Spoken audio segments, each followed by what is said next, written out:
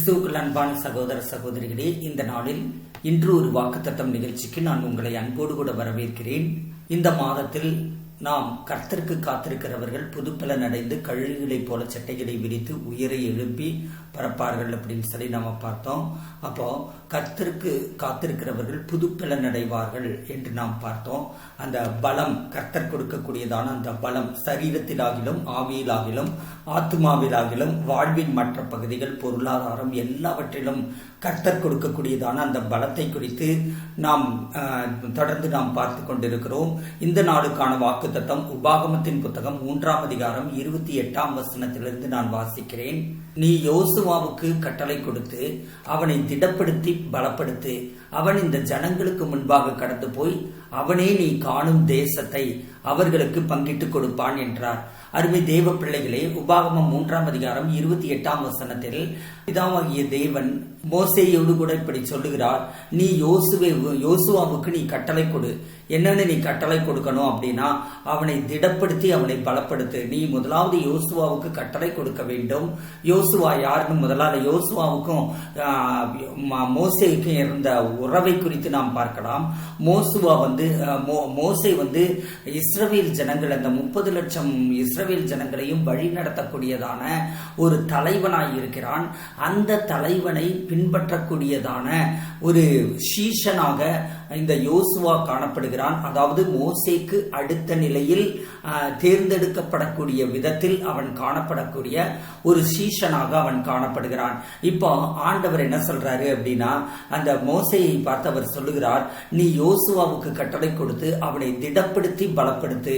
பாருங்க, யோசுவாவுக்கு கட்டளை கொடுத்து, முதலாவது இந்த இடத்துல நீங்க கவனிக்க வேண்டிய ஒரு காரியம் என்ன அப்படின்னா, கர்த்தர் உங்களுக்கு நியமித்திருக்கக்கூடிய ஆசாரியர்கள், உங்களுக்கு நியமித்திருக்கக்கூடியதான ஆவிக்குரிய தலைவர்கள் உங்களுக்கு கட்டளை கொடுக்கக்கூடிய அதிகாரத்தில் இருக்கிறார்கள். நீங்கள் யாராய் இருந்தாலும் சரி, எந்த வயதுள்ளவர்களாய் இருந்தாலும் சரி, உங்களுக்கு மேலாக கர்த்தர் நியமித்திருக்கக்கூடியதான அந்த ஆவிக்குரிய தலைவர் அல்லது உங்களுடைய ஆசாரியருக்கு, உங்களுடைய அபிஷேகிக்கப்பட்டதான பாஸ்டருடைய கட்டளைகளுக்கு நீங்கள் கீழ்ப்படிய வேண்டியவர்களாய் இருக்கிறீர்கள். கட்டளை கொடுத்து, நீ யோசுவாவுக்கு கட்டளை கொடுத்து, பல சமயங்களில் தேவ ஆவியானவர் உங்களோடு பேசுகிறதை நீங்கள் கேட்க முடியாமல் இருக்கலாம். ஆனால் உங்களுடைய போதகர், உங்களுடைய பாஸ்டர் அல்லது உங்களுடைய ஆவிக்குரிய தலைவர் மூலமாக ஆண்டவர் பேசுவார். அதனால அவருடைய சத்தத்திற்கு நீங்கள் கீழ்ப்படியாமல் இருக்கக்கூடாது. ஆண்டவர் பல சமயங்களில் இப்படி தலைவர்கள் மூலமாக, ஆவியில் நிறைந்தவர்களின் மூலமாக, ஆவியில் பல வருடம் அனுபவங்களை கடந்தவர்களின் மூலமாக அவர் பேசுவார். விசுவாசிகள் செய்யக்கூடிய ஒரு பெரிய தவறு என்ன, அதில் வாலிப விசுவாசிகள் செய்யக்கூடிய பெரிய தவறு என்ன அப்படின்னா, தன்னிச்சையாக செயல்படுவது. இந்த உலகமே இன்றைக்கு தன்னிச்சையாகத்தான் செயல்பட்டு கொண்டிருக்கிறது. மனம் போன போக்கில் தான் செயல்பட்டு கொண்டிருக்கிறது. அதே காரியங்கள் விசுவாசிகளுக்குள்ளாகவும் காணப்படுகிறது.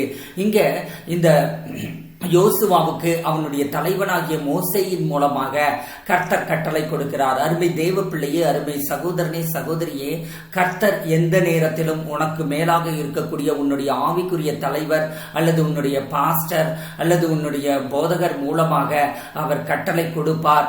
அந்த கட்டளைகளை தேவ கட்டளையாக எடுத்து நீங்கள் செயல்பட வேண்டும். கர்த்தர் அவர்கள் மூலமாக பேசுவார். அவர்கள் மூலமாக பேசுகிறதை ஒருவேளை நீங்கள் அறியாமல் இருக்கலாம். ஆனால் நீங்க எதிர்பேச்சு பேசாதபடிக்கு உடனடியாக நீங்கள் கீழ்ப்படிந்து விடுங்கள். உங்கள் போதகர் மூலமாக வருகிற அந்த சத்தத்திற்கு உடனடியாக நீங்கள் கீழ்ப்படிந்து விடுங்கள். நீ யோசுவாவுக்கு கட்டளை கொடுத்து அவனை திடப்படுத்தி பலப்படுத்து. பாருங்க, யோசுவாவுக்கு கட்டளை கொடுக்கறதோடு கூட நீ என்ன செய்யணும்னா திடப்படுத்தி பலப்படுத்து.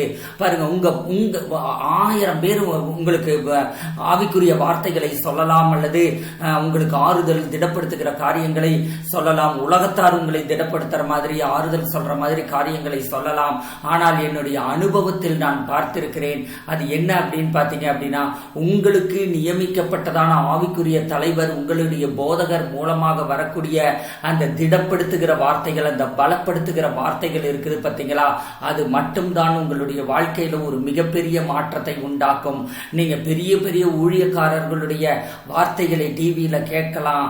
அந்த வார்த்தைகள் அந்த நேரத்துக்கு ஆறுதல் படுத்தலாம், திடப்படுத்தலாம், பலப்படுத்தலாம். ஆனால் அவை எல்லாவற்றை காட்டிலும் உங்களுக்கென்று நியமிக்கப்பட்டதான அந்த ஆவிக்குரிய தலைவர், உங்களுக்கென்று நியமிக்கப்பட்டதான அந்த போதகர் இருக்காரு பார்த்தீங்களா, பாஸ்டர் இருக்காரு பார்த்தீங்களா, அவங்க மூலமா வரக்கூடிய வார்த்தை மட்டும்தான் உங்களுக்கு அது 100% உங்களை திடப்படுத்தக்கூடியதா இருக்கும், 100% உங்களை பலப்படுத்தக்கூடியதா இருக்கும். ஏன்னா அவங்களுக்கு மட்டும்தான் உங்க வாழ்க்கை முழுவதும் தெரியும். நீங்க போற போக்குல டிவியில வர்ற ஒரு சத்தத்தை நீங்கள் கேட்கலாம், அதுல இருந்து நீங்கள் உற்சாகப்படுத்தப்படலாம். ஆனால் உங்களுடைய பாஸ்டர் உங்களுடைய வாழ்க்கையின் ஒவ்வொரு பகுதியையும் பார்த்து கொண்டிருக்கிறார், உங்களுக்காக பாரப்படுகிறார், உங்களுக்காக ஜெபம் பண்ணுகிறார், உங்களுடைய எல்லா பிரச்சனைகளும் எல்லா காரியங்களும் அவருக்கு தெரியும்.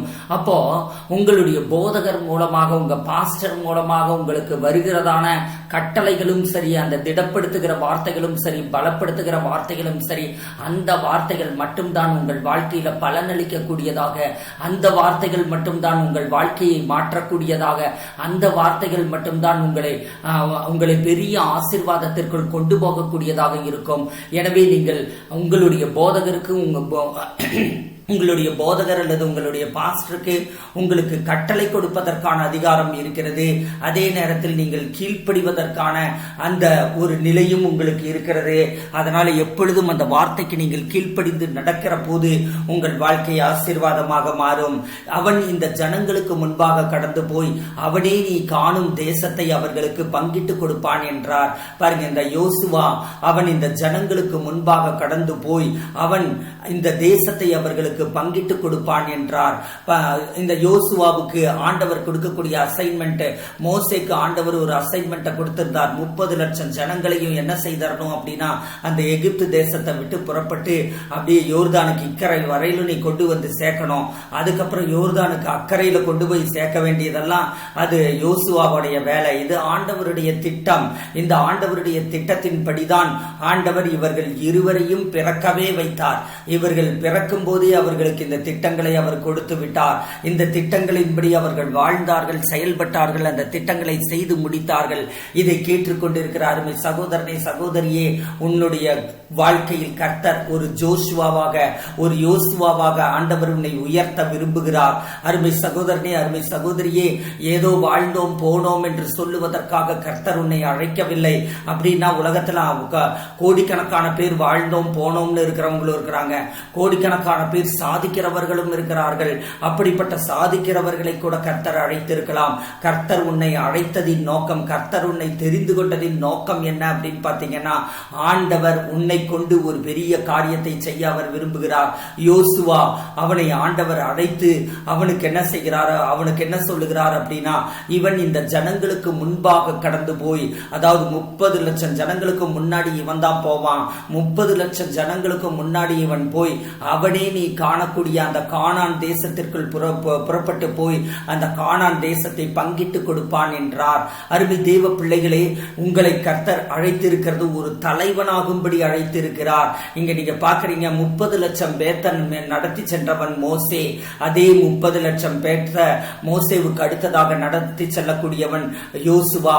கர்த்தர் விரும்புகிறார், நீங்க சாமானியர்களாய் இருக்கலாம், நீங்கள் மிகவும் சாதாரணமானவர்களாய் இருக்கலாம், நீங்கள் ஏழ்மையுள்ளவர்களாய் இருக்கலாம், நீங்கள் அறிவில் ரொம்ப புத்திசாலிகளாய் இல்லாம கூட இருக்கலாம்.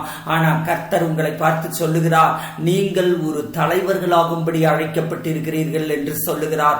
அதிலும் விசேஷமாய் ஊழியம் செய்கிற சகோதரனே, சகோதரியே, வாலிப சகோதரனே, கர்த்தர் உனக்கு சொல்லுகிறார், உன்னை ஆண்டவர் அழைத்த அழைப்பு எதற்காக அப்படின்னா, நீ அப்படியே சாதாரணமான ஒரு கிறிஸ்தவ வாழ்க்கையையும் உலக வாழ்க்கையையும் வாழ்ந்து கொண்டிருப்பதற்காக அல்ல.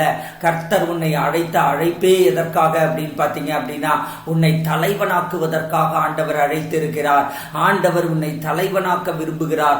அநேக ஜனங்களை வழி நடத்துகிற ஒரு தலைவனாக, ஆசீர்வாதங்களுக்குள் பிரவேசிக்க பண்ணுகிற ஒரு தலைவனாக, ஒரு இக்கரையிலிருந்து அக்கறைக்குள் கொண்டு போகிற ஒரு தலைவனாக. அதாவது இந்த பக்கம் அது வனாந்தரம், அந்த பக்கம் செழிப்பான கானான் தேசம், இந்த பக்கம் அடிமைத்தனமான எகிப்து, அந்த பக்கம் செழிப்பான கானான் தேசம்.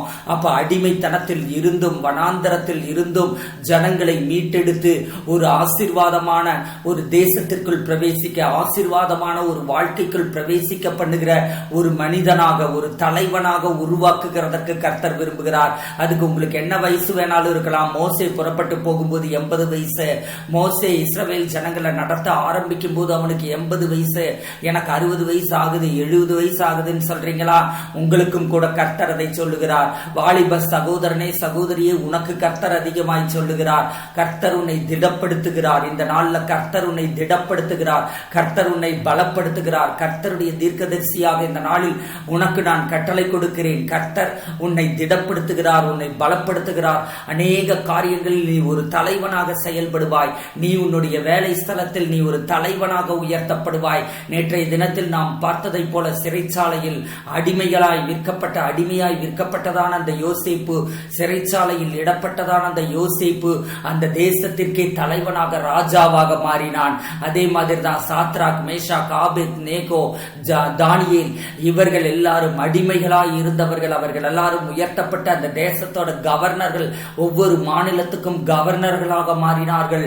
அருமை சகோதரனே, சகோதரியே, நீ சாதாரணமாய் எண்ணாதே. கர்த்தர் பலப்படுத்துகிற பலத்தை குறித்து நீ சாதாரணமாய் எண்ணாதே. ஏதோ பலப்படுத்துறதுங்கிற ஒரு வார்த்தை பைபிள்ல வரும்போது அதையெல்லாம் பார்த்துட்டு நீங்க அப்படியே போயிருந்திருப்பீங்க. பலப்படுத்துறதுன்னா என்னமோ ஒரு சாதாரண ஒரு வார்த்தை அப்படிங்கிற மாதிரி நினைச்சிட்டு இருந்திருப்பீங்க. அதாவது உங்க சரீரத்துல ரொம்ப வியாதி, ரொம்ப பலகீனமா இருக்கிற நேரத்துல மட்டும்தான் உங்களுக்கு அந்த பலப்படுத்துதல்ங்கிற அந்த வார்த்தையின் மேல ஒரு அக்கறை, ஒரு கவனம் வரும். ஆனா பலப்படுத்துதல்ங்கிற வார்த்தையில உங்க வாழ்க்கையின் 360 டிகிரியும் அடங்கி இருக்கிறது. நீங்க இந்த பக்கத்துல இருந்து அந்த பக்கம் வரையில் ஒரு ரவுண்டு சுத்தி பார்த்தா உங்க வாழ்க்கையின் எத்தனை முகங்கள் இருக்கிறதோ அத்தனை முகங்களிலும் உங்களுக்கு பலப்படுத்துதல் தேவையாய் இருக்கிறது. எப்படி அந்த சாத்ராக், மேஷாக், ஆபேத் நேகோ, தானியேல் இவர்களை எல்லாம் உயர்த்தி கவர்னர்களாக ஆண்டவர் வைத்தாரோ அது மாதிரி உன்னுடைய வேலை ஸ்தலத்தில் கர்த்தர் உயர்த்த விரும்புகிறார். அதே போல உன்னுடைய சபையில் கர்த்தர் உன்னை உயர்த்த விரும்புகிறார். உன் குடும்பத்தில் அற்பமாய் யோசேப்பு, அற்பமாய் எண்ணப்பட்டதான குடும்பத்தில் அவனை ஆண்டவர் உயர்த்தி அவனை அந்த குடும்பத்திற்கே இரட்சகனாக வைத்தார். அது மாதிரிதான் ஆண்டவர் உங்கள் குடும்பத்தில் உங்களை உயர்த்த விரும்புகிறார். அவருடைய பிரசன்னம், அவருடைய வல்லமை, அவருடைய மகிமை உங்களை உயர்த்த விரும்புகிறது. கர்த்தர் உங்களை திடப்படுத்துகிறார். கர்த்தருக்கு காத்திருக்கிறவன் எவனோ அவனை கர்த்தர் பலப்படுத்துகிறார். கர்த்தருக்கு காத்திருக்கிறவன் எவனோ அவனை கர்த்தர் திடப்படுத்துகிறார். கர்த்தருடைய சமூகத்தில், கர்த்தருடைய பிரசன்னத்தில் நீ காத்திரு. அவருடைய தேவ சமூகத்தில் காத்திரு. தேவ சமூகத்தில் காத்திருக்கிறது அப்படின்னா அவரோடு கூட நேரம் செலவழித்தல், அவரோடு கூட ஐக்கியப்படுதல், அவரோடு கூட உறவு கொள்ளுதல், வேதத்தை வாசித்து தியானித்து ஆராதித்து துதித்து தேவனை மகிமைப்படுத்தி இந்த காரியங்களை எல்லாம் செய்வது. இப்படி நீங்கள் வாழ வாழ வாழ உங்கள் வாழ்க்கை தேவனோடு கூட உறவுள்ள ஒரு வாழ்க்கையாக மாறுகிற போது கர்த்தர் உன்னை திடப்படுத்துகிறதற்கு உன்னுடைய ஊழியக்காரனின் மூலமாக திடப்படுத்துவார். அவரே டைரக்டா அவர் திடப்படுத்துவார். அவரே உன்னை பலப்படுத்துவார். உன்னுடைய ஊழியக்காரனின் மூலமாகவும் பலப்படுத்துவார். கர்த்தர் உன்னை பலப்படுத்தி திடப்படுத்தி உன்னை ஆண்டவர் பெரிய காரியங்களுக்கு ஆயத்தப்படுத்தி கொண்டிருக்கிறார். என்னாகமத்தின் புத்தகம் 27ஆம் அதிகாரம் 18 20 வரை நான் வாசிக்கிறேன். கர்த்தர் மோசேயை நோக்கி, ஆவியை பெற்றிருக்கிற புருஷனாகிய யோசுவா என்னும் நூனின் குமாரனை நீ தெரிந்து கொண்டு அவன் மேல் உன் கையை வைத்து. நல்லா கவனிங்க, கர்த்தர் மோசேயை அழைக்கிறார். ஆவியை பெற்றிருக்கிற புருஷனாகிய யோசுவான்னு நாம் இங்க பார்க்கிறோம். பழைய ஏற்பாட்டில் பரிசுத்த ஆவியானவர் விசுவாசிகளின் மீது அவர் தேவையான நேரத்தில் வந்து அமர்ந்து மீண்டும் கடந்து போய் விடுவார். இங்க வேதம் சொல்லுகிறது அந்த யோசுவா ஆவியை பெற்றிருக்கிற புருஷன் என்று வேதம் சொல்லுகிறது. பரிசுத்த ஆவியானவரை பெற்றிருக்க கூடியதான புருஷனாகிய யோசுவா என்ன பண்ணுகிறான் அப்படின்னு பாத்தீங்கன்னா, அந்த யோசுவாவை நீ தெரிந்து கொண்டு அவன் மேல் உன் கையை வைத்து. அருமை சகோதரனே, அருமை சகோதரியே, நீ தேவனோடு கூட அதிகமாய் நெருக்கத்தில், அதிகமாய் உறவில் நீ காணப்படுகிற போது கர்த்தர் உன்னை பார்க்கிறார். கர்த்தர் உன்னை காண்கிறார். அவர் உன்னை தெரிந்து கொள்ளுகிறார். அவர் உன்மேல் கரங்களை வைக்கிறார். அவருடைய கரங்கள் உன்மேல் வைக்கப்பட்டு உன்னை பலப்படுத்துகிறார். சகல காரியங்களையும் செய்வதற்கு, அது உங்க பிசினஸா, வேலையா, குடும்பத்துல இருக்கக்கூடிய பிரச்சனைகள், போராட்டங்களை எல்லாம் தீக்கணுமா, அது போன்ற எல்லா கடன்கள் எல்லாவற்றையும் அடைக்கணுமா, ஆத்துமா ஆதாயம் செய்யணுமா, ஊழியம் செய்யணுமா, சபையை பெருக்கணுமா, இப்படி எல்லா காரியத்திலையும் என்ன நடக்கும் அப்படின்னு பாத்தீங்கன்னா, தேவ கரம் உண்மையில் இறங்கி இருக்கிறபடியினாலே அவர் உண்மையில் கையை வைப்பார். இங்க பாக்குறோம், அவர் சொல்றாரு, நீ மோசே, ஏன்னா இவன் தான் தலைவன், இவன் தான் ஆவிக்குரிய ஆவிக்குரிய தலைவன். மோசே தான் அந்த யோசுவாவுக்கு ஆவிக்குரிய தலைவன். அப்ப அவனை பார்த்து சொல்றாரு, ஆவியை பெற்றிருக்கிற புருஷனாகிய யோசுவா என்னும் நூனின் குமாரனை நீ தெரிந்து கொண்டு அவன் மேல் உன் கையை வைத்து அப்படின்னு சொல்றாரு. அப்போ யோசுவாவின் மேல் கைகளை வைக்கும்படி சொல்லுகிறார். அடுத்த வசனத்துல பாக்குறோம் 19, அவனை ஆசாரியனாகிய இளையாசாருக்கும் சபை அனைத்திற்கு முன்பாக நிறுத்தி அவர்கள் கண்களுக்கு முன்பாக அவனுக்கு கட்டளை கொடுத்து, இஸ்ரவேல் புத்திரராகிய சபையார் எல்லாரும் அவனுக்கு கீழ்ப்படியும்படிக்கு உன் கணத்தில் கொஞ்சம் அவனுக்கு கொடு. பாருங்க என்ன நடக்குது அப்படின்னு பாத்தீங்கன்னா, ஊழியக்காரன், அதாவது அந்த மோசே என்கிற ஆவிக்குரிய தலைவன், மோசே என்கிற ஊழியக்காரன் அவனுடைய சீஷரா இருக்கக்கூடியதான அந்த யோசுவாவின் தலையின் மேல் கை வைத்தால் என்ன நடக்கும் அப்படின்னு பாத்தீங்கன்னா, அந்த மோசேயின் மேல் இருக்கக்கூடிய ஆவியின் அபிஷேகம் அப்படியே இந்த யோசுவாவின் மேல் இறங்கி வரும். அதே போல மோசேயின் மேல் இருக்கக்கூடியதான அந்த அற்புத அடையாளங்களை செய்கிற அபிஷேகம் இந்த யோசுவாவின் மேல் இறங்கி வரும். மோசேவுக்குள் இருக்கக்கூடிய பொறுமை யோசுவாவுக்குள் கடந்து வரும். மோசேவுக்குள் இருக்கக்கூடியதான அந்த தாளந்துகள் யோசுவாவுக்குள் கடந்து வரும். அப்போ எல்லா விதத்திலையும் மோசே எப்படி இஸ்ரவேல் ஜனங்களை நடத்துகிறதற்கு அவன் தாளந்துகளும் கிருபைகளும் நிறைந்தவனாய் இருந்தானோ, அந்த காரியங்கள் அத்தனையும் இவனுக்கு எதெல்லாம் ஆவிக்குரிய காரியங்களை பெற்றுக் கொண்டிருந்தானோ அந்த காரியங்கள் அத்தனையும் இவனுக்கு கடந்து வரும். அருமை தேவ பிள்ளையே, உனக்கு தெரியும் எலியாவின் மேல் இருந்த அபிஷேகம், அது எலியா பின்னாடியே போயிட்டு இருந்தான். அவனுடைய எலியாவின் கைகளுக்கு தண்ணீர் வார்க்கிற எலிசா என்று வேதம் சொல்லுகிறது.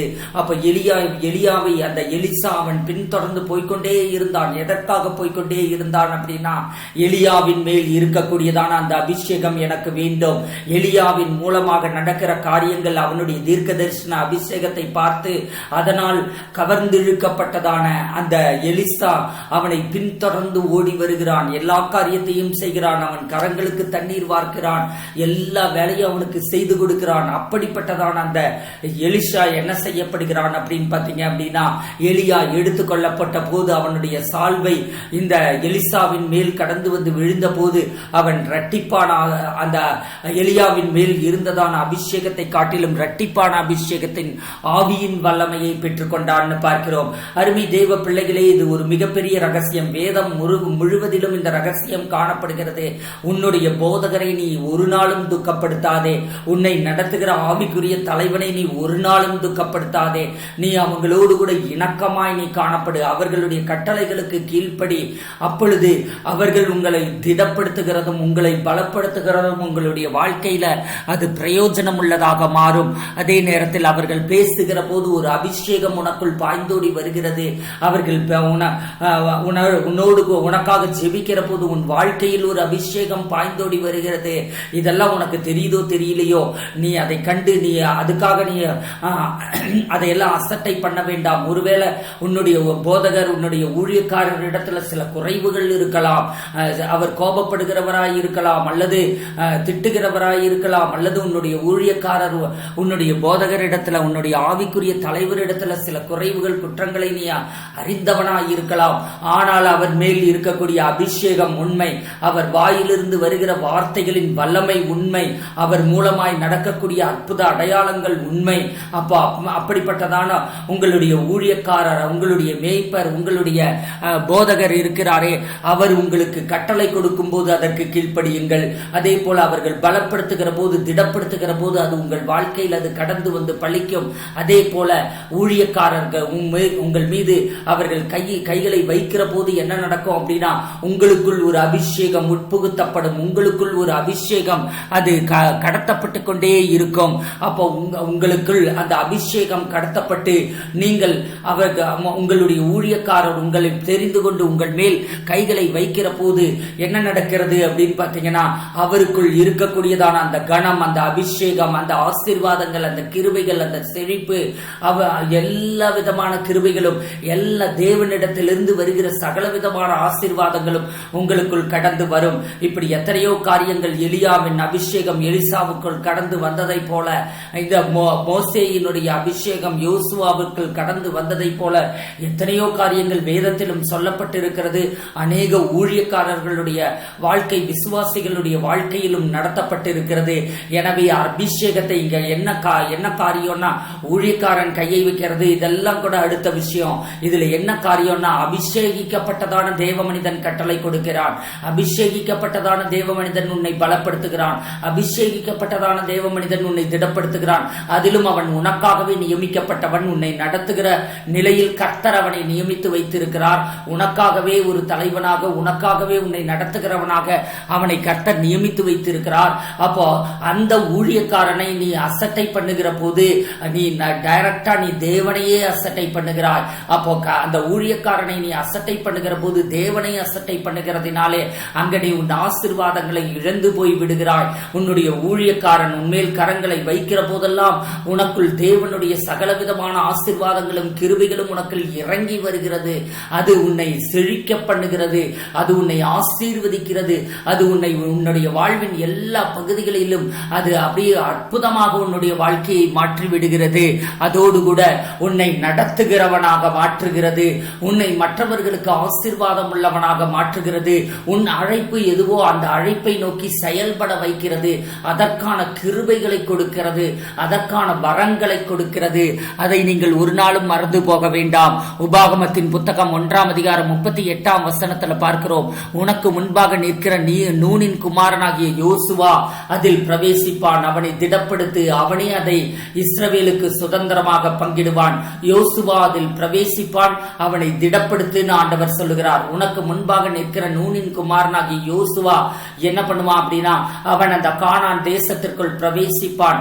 அவனை திடப்படுத்து. அவனே அதை இஸ்ரவேலுக்கு சுதந்திரமாக பங்கிடுவான். இங்க பாருங்க, மோசே என்ன பண்ணிடுறான் அப்படின்னு பாத்தீங்கன்னா, மோசே அவன் மரித்து போக போகிறான். அவன் வயது சென்றவனாய் விடுகிறான். முன்னாடியே ஆண்டவர் சொல்லிடுறாரு. என்ன சொல்லிடுறாரு அப்படின்னா, மோசையை பார்த்து சொல்றாரு, நீ இந்த கானான் தேசத்துக்குள்ள நீ பிரவேசிக்க போறதில்ல, யோசுவா தான் இந்த ஜனங்களை கொண்டு போய் கானான் தேசத்திற்குள் விடுவான் அப்படின்னு சொல்லிடுறாரு. ஆனா ஆரம்பத்துல இருந்து அத்தனை பிரச்சனை போராட்டங்களை சந்தித்து ஆரம்பத்துல இருந்து ஜனங்களை வழிநடத்தி கொண்டு வந்தது மோசே தான். அப்படி கொண்டு முக்கால்வாசி பாதை 80% பாதையில வந்தாச்சு. இப்போ நீ போக மாட்ட, உன்ன நானும் அந்த யோர்தான் நதியை கடந்து நீ அங்க போறதுக்கு நான் கானான் தேசத்திற்குள்ள பிரவேசிக்கிறதுக்கு நான் அனுமதிக்க மாட்டேன். ஆனா யோசுவா தான் நடத்தி கொண்டு போவான் அப்படின்னு சொல்லும் போது இந்த மோசேவுக்கு ஒரு பொறாமையோ அல்லது ஒரு கோபமோ அல்லது ஒரு என்ன சொல்றது ஒரு விரக்தியோ அந்த மாதிரி எல்லாம் அவனுக்கு உண்டாகல. அவன் மனப்பூர்வமாக அவன் யோசுவாவை ஆசீர்வதித்தான் அப்படின்னு சொல்லி நாம் பார்க்கிறோம். அவன் மனப்பூர்வமாக ஆசீர்வதிக்கிறான். உனக்கு முன்பாக நிற்கிற நூனின் குமாரனாகிய யோசுவா அதில் பிரவேசிப்பான். அவனை திடப்படுத்து. அவனே அதை இஸ்ரவேலுக்கு சுதந்திரமாக பங்கிடுவான். அப்போ இந்த மோசே என்ன செய்கிறான் அப்படின்னு பாத்தீங்கன்னா, எந்த விதமான துக்கமும் வருத்தமும் வேதனையும் அல்லது பொறாமையும் எரிச்சலும் இதெல்லாம் எதுவுமே இல்லாதபடிக்கு பாருங்க, சூரச்செடியை சாகடிச்சதுக்கே அந்த தீர்க்கதரிசி என்ன செய்கிறான், அவன் உடனே ஆண்டவரை சலிச்சுக்கிறான். ஐயோ, இந்த சூரச்செடி இப்படி எனக்கு நிழல் கொடுத்துட்டு இருந்த சூரச்செடி இப்படி செத்து போச்சே அப்படின்னு சொல்லிட்டு. அப்போ அது மாதிரி இங்க இந்த இத்தனை வருஷம் ஜனங்களை நடத்தின 40 ஆண்டுகளில் ஜனங்களை நடத்தி கொண்டு வந்ததான அந்த மோசே அவன் முகம் சுளிக்காதபடிக்கு, அவன் வருத்தப்படாதபடிக்கு, துக்கப்படாதபடிக்கு அவன் என்ன செய்கிறான் அப்படின்னு சொல்லி பாத்தீங்க அப்படின்னா, அவன் சந்தோஷத்தோடு கூட அந்த யோசுவாவை அவன் திடப்படுத்துகிறான். அதே நேரத்தில் அவன் பலப்படுத்துகிறான். அவன் நூனின் குமாரனாகிய யோசுவா மட்டுமே அந்த தேசத்தில் பிரவேசிப்பான். அவனை திடப்படுத்துன்னு ஆண்டவர் சொல்லுகிறார். அப்போ டைரக்டா ஆண்டவரே யோசுவாவை திடப்படுத்தி இருக்கலாம். ஆனா அதற்கு பதிலாக மோசேயின் மூலமாக திடப்படுத்துகிறார். ஏனென்றால் 40 ஆண்டு காலத்துல அநேக ஆண்டுகள் மோசே அவர்களை வழிநடத்தி கொண்டு வந்திருக்கிறான்.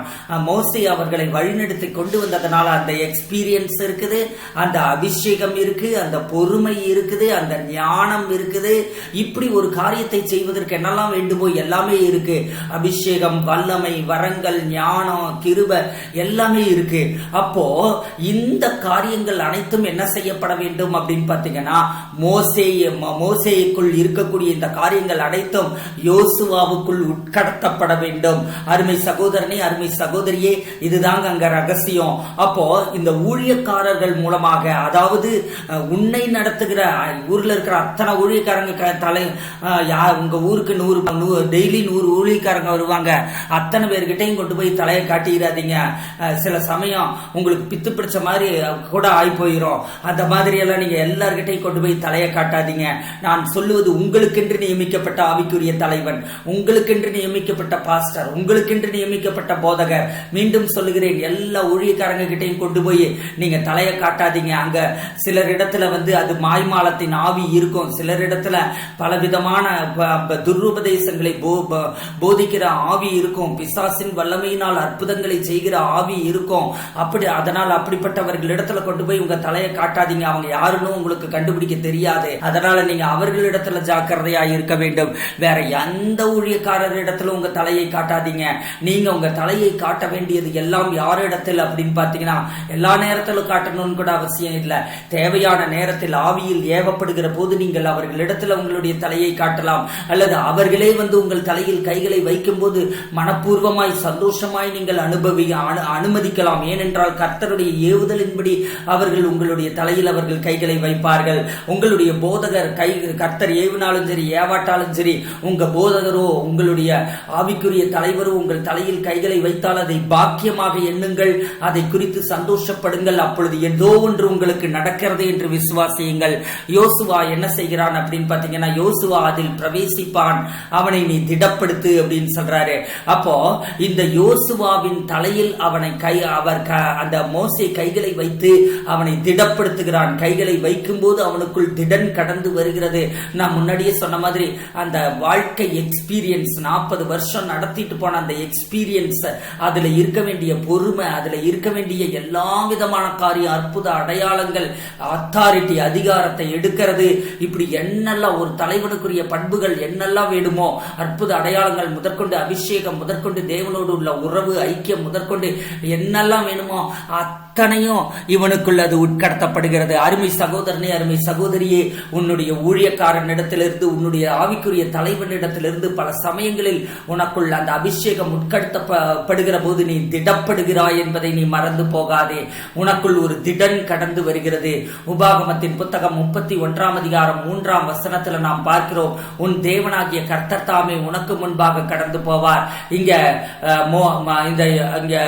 இந்த யோசுவாவை பார்த்து சொல்லப்படுகிறது, உன் தேவனாகிய கர்த்தர் தாமே உனக்கு முன்பாக கடந்து போவார், அவரே உனக்கு முன்னின்று அந்த தேசத்தை அழிப்பார், நீ அவர்கள் தேசத்தை சுதந்தரிப்பார். கர்த்தர் சொன்னபடியே யோசுவா உனக்கு முன்பாக கடந்து போவான். மோசேயின் இடத்தில் கர்த்தர் இந்த வார்த்தையை சொல்லுகிறார், உன் தேவனாகிய கர்த்தர் தாமே உனக்கு முன்பாக கடந்து போவார் அப்படின்னு சொல்றாரு.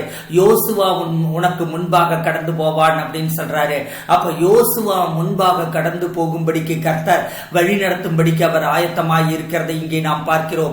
உபாகமத்தின் புத்தகம் 31:7 வசனம் வரையிலும் நாம பார்க்கிறோம். பின்பு மோசே யோசுவாவை அழைத்து இஸ்ரவேலர் எல்லாரும் பார்த்திருக்க அவனை நோக்கி பலங்கொண்டு திடமனதாயிரு. பாருங்க, இதை ஆண்டவரும் யோசுவா கிட்ட திரும்ப திரும்ப சொல்றாரு. அதே நேரத்துல மோசேயும் இப்ப இதை சொல்றான், பலங்கொண்டு திடமனதாயிரு.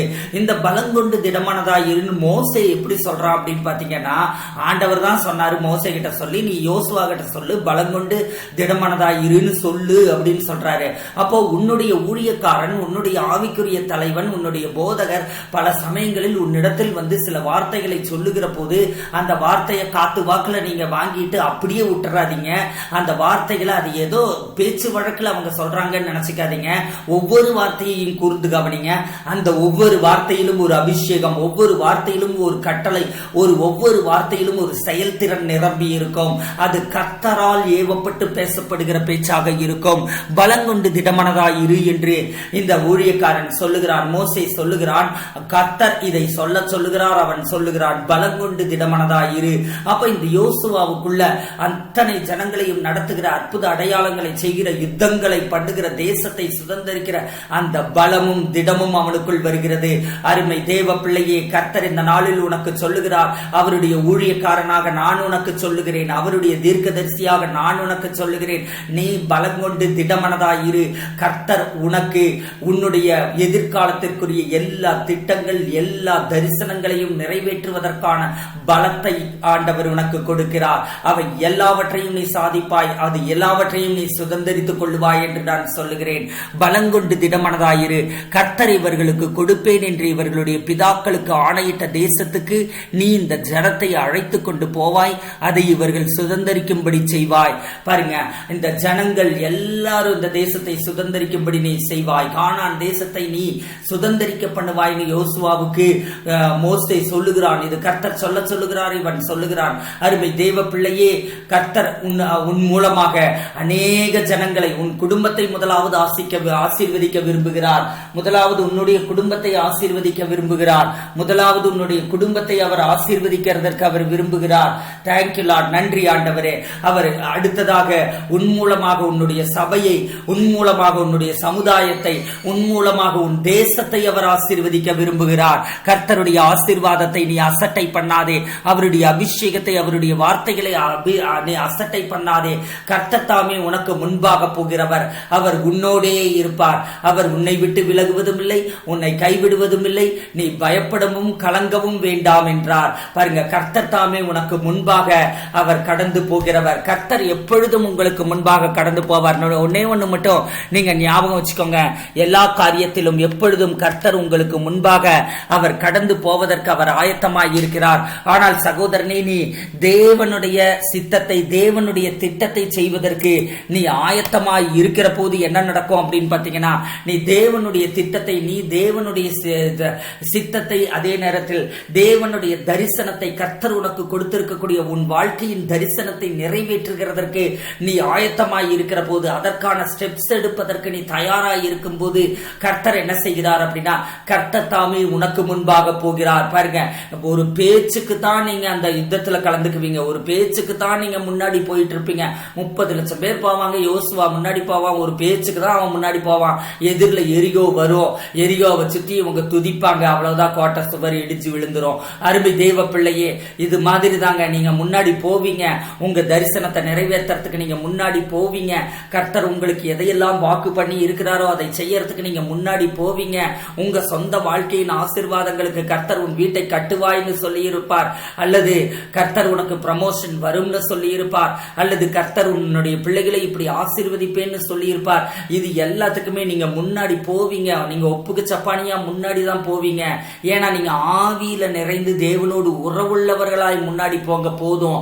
அப்படி போகும்போது கர்த்தரோ யுத்தம் செய்வார், நீங்களோ சும்மா இருப்பீர்கள்ங்கிற வார்த்தையின்படி நீங்க முன்னாடி தான் போவீங்க. அங்க என்ன நடந்துரும் அப்படின்னு பாத்தீங்கன்னா, கர்த்தர் தாமே உனக்கு முன்பாக போகிறவர். கர்த்தர் உங்களுக்கு முன்பாக கடந்து போவார். அல்லேலூயா.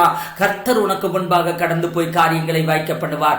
அவர் உன்னோடே இருப்பார். பாருங்க, கர்த்தர் உனக்கு முன்னாடி போவார், அவர் உன்னோட இருப்பாரு. அப்ப அவர் இருந்துட்டாருன்னா போதும்.